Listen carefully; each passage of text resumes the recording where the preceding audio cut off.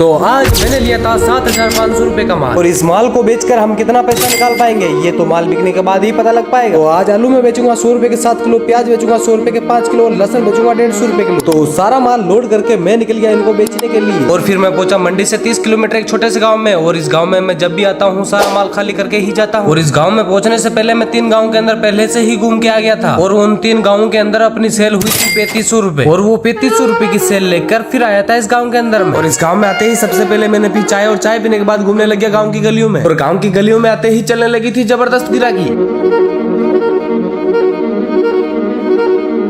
लेकिन ये जबरदस्त गिराकी सिर्फ थोड़ी ही देर की थी, क्योंकि उसके बाद आ गई थी जबरदस्त बारिश। और ऊपर से फूटी किस्मत हमारी। और आज के दिन तिरपाल भी नहीं लेके गया था। और थोड़ी अच्छी किस्मत भी थी, क्योंकि सही टाइम पर टेम्पो खड़ा करने के लिए जगह मिल गई थी हमें। तो बारिश तो रुकने का नाम ही नहीं ले रही थी। फिर हमने मजबूरन एक तिरपाल लेके फिर कुछ गलियों में और घूमने के लिए गया था। लेकिन ठंड इतनी जबरदस्त थी कि गलियों में भी बिल्कुल सन्नाटा हो रखा था। लेकिन हमने जैसे तैसे करके अपनी सेल बना ली थी 10,000। और फिर मैं निकल गया घर के लिए।